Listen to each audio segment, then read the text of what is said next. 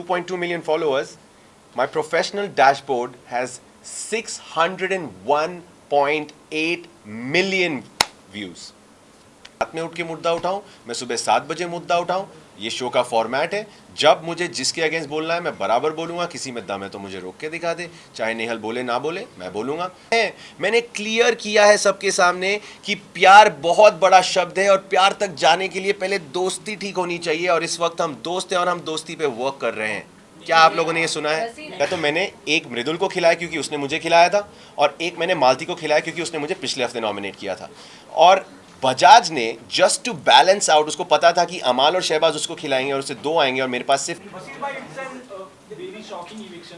सभी जनता नाराज है ये इविक्शन से। जब आप वो बैक पे पंच कर रहे थे, एलिमिनेशन का कार्ड नीचे गिरा, सलमान सर का ये कहना कि आप इविक्ट हो चुके हो, वो मोमेंट आपके लिए कैसा था और ये आपके लिए कितना शॉकिंग था? टू बी ऑनेस्ट, उस वक्त मैं बिल्कुल रेडी नहीं था ये एक्सेप्ट करने के लिए कि मैं एविक्ट हो चुका हूँ, क्योंकि पूरा इवनिंग जब मिक्का पाजी आए थे और सोनाक्षी सिन्हा जी आई थी, वहाँ पर बार बार सलमान सर ख़ुद कह रहे थे कि आज एक बंदा घर जाएगा, एक बंदा वापस यहाँ से घर जाएगा, एक सदस्य जाएगा। जब मेरा और नेहल का फ़न एलिमेंट चल रहा था वो एक्टिविटी के बीच में, तो सलमान सर ने मज़े लेते हुए कहा था कि तुम में से एक अगर घर पे रह गया और एक जना बाहर चला गया तो कोई बाहर जाके क्या कर रहा होगा, तुम यहाँ पे परेशान रहोगे, एक्सेट्रा एक्सेट्रा। तो हमेशा से उस रात एक ही बंदा जाएगा ये प्लान था, बट किस्मत का क्या खेल था, आई डोंट नो, अल्लाह की क्या मर्ज़ी थी। नेहल का एविक्शन होने के बाद मैं गया और मेरा भी एविक्शन हो गया, तो it was a bit surprising for me. मैं बहुत नम था इस चीज़ को लेके, एंड अभी भी मुझे इस चीज़ को एक्सेप्ट करने में थोड़ा सा वक्त लग रहा है गाइस। किसको दोष देना चाहेंगे अपने इविक्शन को लेकर, अपने आप को, आपकी गेम को, या फिर मेकर्स को? सबसे पहले जो मुझे कहा गया था वहाँ पे कि आप इस हफ्ते एविक्ट होते हैं because of lack of votes, is pure bullshit. Because मैं आया हूँ बाहर और मैंने अपना फ़ोन वापस अपने हाथ में लिया और मैंने सोशल मीडिया देखा, जो आप वही सोशल मीडिया जो आप लोग इतने हफ्तों से देख रहे हैं। Number speak for them selves, statistics हमारे सामने हैं। जिस हफ्ते मैं बॉस मीटर जीता हूँ, जिस हफ्ते मैं मंत्री ऑफ द वीक जीता हूँ, उसी हफ्ते मैं एविक्ट हो गया हूँ। ये वही लोग हैं जो वोट दे रहे हैं गाइस, ये वही लोग हैं जो मुझे ये सब जिता रहे हैं, ये कॉन्टेस्ट्स, ये सारे पोल्स, ये वही लोग हैं जो वोट कर रहे हैं। तो how can I get less votes? इस वक्त मेरे फ़ोन पे, can I have my phone please? इस वक्त मेरे फ़ोन पे with 2.2 million followers, my professional dashboard has 601.8 million views. आप लोग देख सकते हैं, जिसको भी जूम करना है कर सकते हैं। इस वक्त यहाँ पे जूम इन करें, 601 million views in the last 30 days, and not just that, ये स्टोरी व्यूज चेक करें, 2 million स्टोरी व्यूज़। मुझे नहीं पता किसके किसके अकाउंट्स पे इतनी रीच आती है। मैंने काफ़ी लोगों से पता किया है, उनके पास ऐसा रीच उन्होंने खुद नहीं देखा है, जिसके अकाउंट पे 30-30 मिलियन फॉलोअर्स हैं। तो ये थोड़ा सा शॉकिंग है टू बिलीव कि मेरे लोग मुझे वोट नहीं कर रहे, या लोग मेरे लिए शो नहीं देख रहे, या शो वाले मुझे सपोर्ट नहीं कर रहे, ऑडियंसेस। तो इसका रीजन आपको क्या लग रहा है? देखिए, हर सीज़न का एक स्टोरी होती है। हर सीज़न में कुछ कंटेस्टेंट्स होते हैं जो शो को लीड करते हैं, और कुछ लोगों पे फोकस ज़्यादा होता है, कुछ लोग बस शो को आगे बढ़ाने के लिए होते हैं। तो इस सीज़न की कहानी में शायद बसीर फिट नहीं हो रहा था। बसीर, आपको लाइक हम सबको पता है कि आप टॉप 5 में आराम से आ जाते हैं, like you have been really powerful and strong in terms of and contestant of Bigg Boss. जो हम केमिस्ट्री की अगर बात करें और दोस्ती की बात करें, आपका एक टाइम का केमिस्ट्री फरहाना के साथ भी था और एक टाइम का केमिस्ट्री लास्ट की तरफ जो कि स्पार्क हुआ वो नेहल के साथ हुआ। तो आपके अकॉर्डिंग जो रिलेशन है, चाहे वो दोस्ती का हो, चाहे वो एक चुलबुलाहट का हो, वो जो प्यारा सा रिश्ता है, वो आपकी साइड से किसके लिए ज्यादा है? Definitely, I was very much more comfortable in the fun element and in the मज़ेदार element with Farhana, because Farhana के साथ जो भी था वो effortless था। वहाँ पे कुछ भी सोची समझी मस्ती नहीं हो रही थी, वो कुछ भी हो रहा था वहाँ पे। मैं झाड़ू लेके उसके पीछे घूम रहा हूँ, वो मुझ पे इल्ज़ाम लगाए जा रही है, मैं नमाज़ पढ़ के दुआ कर रहा हूँ, वो आके कह रही है या अल्लाह इसकी नज़र में जो लड़कियाँ हैं इसको कलर ब्लाइंड कर दे, इसको ये कर दे वो कर दे। तो कुछ सोची समझी फन नहीं थी वो। It was such random school level stupid nonsense वाला मजा है, and I was enjoying every bit of it. अभी भी आप मेरी शक्ल पे देख सकते हैं, I have no problem with any of that. अच्छा, एक सवाल ये आ रहा है कि जब आपकी दोस्ती पर बात होती है तो आप बोलते नहीं हैं, लेकिन जब सामने वाली टीम में से कोई बात करता है, उसके मुद्दे उछालता है, तो आपको लगता है कि इस पे कमेंट करना जरूरी है। तो इस पर आपका क्या टेक है? जैसे कि अभी रिसेंट में जब अभिषेक के ऊपर बात हो रही थी तो सबको लग रहा था कि यहाँ आप नहीं भी बोलते तो चल जाता, लेकिन जस्ट बिकॉज नेहल बोल रही थी तो आप भी बोल रहे थे और आप भी कॉल आउट कर रहे थे। इनफैक्ट तान्या के मुद्दे में भी जब बात हो रही थी तो सबको लग रहा था कि जरूरी नहीं था कि नेहल भी बात करे, आप भी बात करें और बाकी घर वाले भी बात करें। एंड क्यों जरूरी नहीं? इसी को ज्वाइन करते हुए मैं ये भी पूछना चाहूँगी, आपने सोशल मीडिया की बात की है तो आपने सोशल मीडिया पे ये भी देखा होगा कि नेहल के निकलने की वजह से लोग ये भी कह रहे हैं कि अच्छा वो बशीर भी निकल गए, क्योंकि नेहल के साथ में ये जो इन लोगों का एंगल था वो एटलीस्ट खत्म हो गया, बाहर आकर ये दोनों अपना एंगल चलाएंगे। तो लगता है जो नेहल के साथ में आपकी केमिस्ट्री थी वो आपके लिए भारी पड़ गई घर के अंदर और आप इविक्ट हो गए। सबसे पहले मैं उनको जवाब देना चाहूँगा, ये क्यों मैं घर में जब तक घर का सदस्य हूँ, मेरे गले में माइक टंगा हुआ है और मैं 230 कैमरा और 700 माइक्स के आसपास हूँ, तो मैं क्यों कोई मुद्दे पे सवाल नहीं उठा सकता? मुझे जब बोलना है मैं बोलूँ, मैं 3 बजे रात में उठ के मुद्दा उठाऊँ, मैं सुबह 7 बजे मुद्दा उठाऊँ। ये शो का फॉर्मेट है, जब मुझे जिसके अगेंस्ट बोलना है मैं बराबर बोलूँगा। किसी में दम है तो मुझे रोक के दिखा दे, चाहे नेहल बोले ना बोले मैं बोलूँगा, चाहे मैं बोलूँ या ना बोलूँ वो बोलेगी। किसके पास किसी की हिम्मत नहीं है, मजाल नहीं है किसी को रोकने की। तो फिर जब अमाल की बात थी तब Yes. आपने नहीं बोला, सबको लगा कि जब उन्होंने फरहाना को लेकर बोला था तब आपने कुछ क्यों नहीं बोला? कब नहीं बोला? आपने जाके, आपको देखने की ज़रूरत है, अगर नहीं दिखा है तो फिर उनको शो मेकर्स को सवाल करने की ज़रूरत है। सबसे ज़्यादा अमाल को अगर रोकने वाला वहाँ पे कोई था तो दैट वाज मी। मैं जाके I stood in front of him saying I beg you, मैंने उनके सामने भीख मांगी है कि आप चुप हो जाइए। तो ऐसा है ही नहीं कि मैं किसी को नहीं रोकता हूँ। और सलमान खान के सामने मैंने वहाँ पे खड़े होकर बोला है कि चाहे मेरा दोस्त हो या ना हो, मैं हर बार हर गलत इंसान की गलती पे या सही इंसान की गलती पे मैं उन्हें कॉल आउट करूँगा। और वहाँ पे घर में एक भी ऐसा इंसान नहीं था जो मेरी बात से सहमत नहीं था।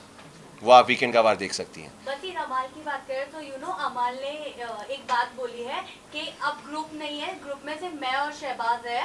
तो व्हाट यू वांट टू से, आपको भी उस वक्त इंक्लूड नहीं किया? जीशान की इविक्शन के बाद की बात। देखिए, ऐसा बहुत हुआ है कि अभी जब मैं बाहर आया हूँ, मैं जीशान भाई से भी मिला हूँ, उनसे भी मेरी बातें हुई हैं और उन्होंने मुझे काफ़ी चीज़ें बताई कि अमाल ने काफ़ी कॉन्ट्रडिक्टरी बातें कही है। जब हम सब साथ थे तब भी उन्होंने दोस्ती में रहते हुए भी कुछ ऐसी हरकतें की, कुछ ऐसी बिचिंग की, कुछ ऐसे शब्द बोल दिए, कुछ ऐसे स्टेटमेंट्स पास कर दिए जो हमारे ग्रुप के अगेंस्ट चले गए।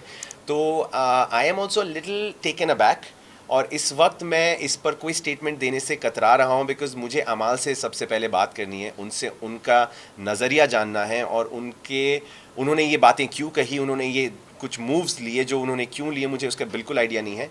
तो कुछ ही वक्त की बात है, कुछ ही वक्त में ये शो ख़त्म हो जाएगा और हम साथ होंगे और मैं उनसे ये पर्सनली जानूंगा और उसके बाद शायद मैं इस पे बोलने के पोजीशन में होऊंगा। बसीर, प्रिंस नरूला ने अभी वीडियो डाला है, प्रिंस नरूला ने ये कहते हुए कि वोट के बिना पर बसीर नहीं निकल सकता, ये डेफिनेटली मेकर्स की षड्यंत्र है और अगर ऐसा है तो फ्लॉप सीजन बिग बॉस 19, क्या कहेंगे? मुझे क्या कहने की ज़रूरत है, सब कुछ कहा जा रहा है and I am just letting it happen because जो ऑडियंस इस शो को, मैं आपको सच बताऊं, जो आप लोगों को लगता है कि बसीर, मैंने जो शो पे बोला है कि ये शो पे आना मेरा ड्रीम था, I aspire to become part of Bigg Boss, मुझे ये शो करना था बचपन से, it was because of contestants like Prince Narula.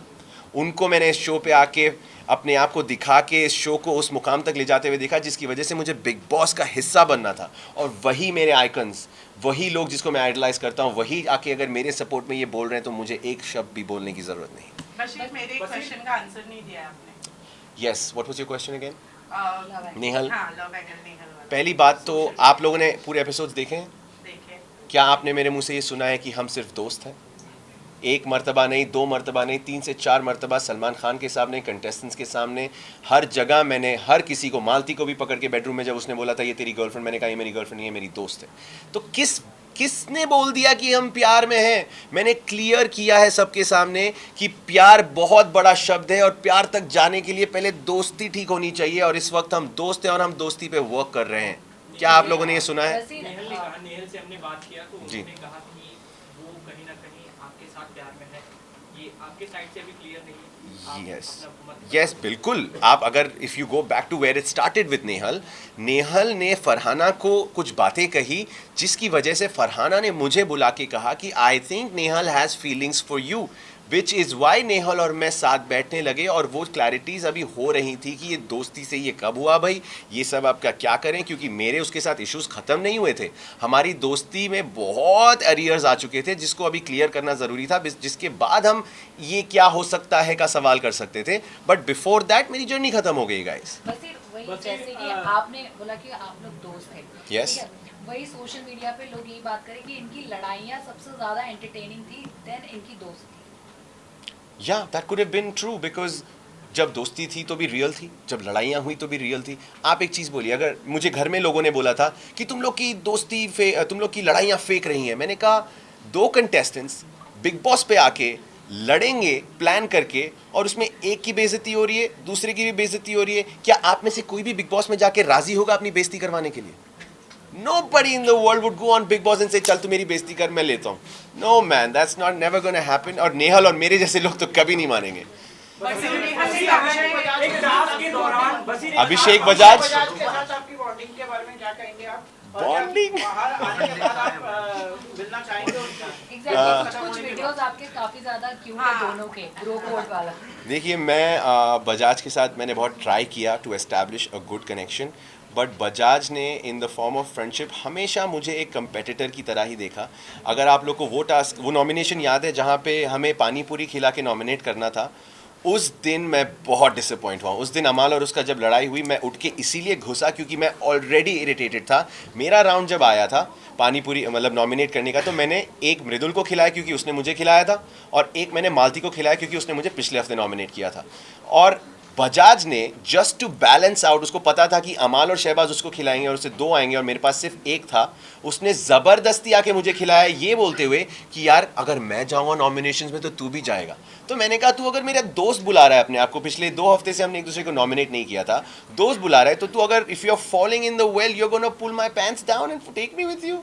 I got very irritated. तो बजाज की तरफ से वो कभी सच्ची नहीं थी, वो तो मैं मानता हूँ ये बात, एंड आई कैन प्राउडली से कि मेरी तरफ से ही वो सॉफ्ट साइड था जो बाद में मुझे ठोकर पड़ी और मैं फिर रियलाइज़ किया कि कोई दोस्ती नहीं हो सकती। टास्क के दौरान आपने प्रणीत मोरे से एक चैलेंज किया था कि देखते हैं कौन जल्दी निकलता है, और उस टास्क में क्या हुआ, बट आप शर्त हार गए, आप जल्दी निकल गए, तो इस बात का बुरा लगा? Also light weight बुरा लगने running. से ज़्यादा आई हैव एक्सेप्टेड कि ये बेट हुई थी। जब मैंने दुनिया के सामने ये बेट ली है तो इससे मुकरने का कोई सीन ही नहीं है।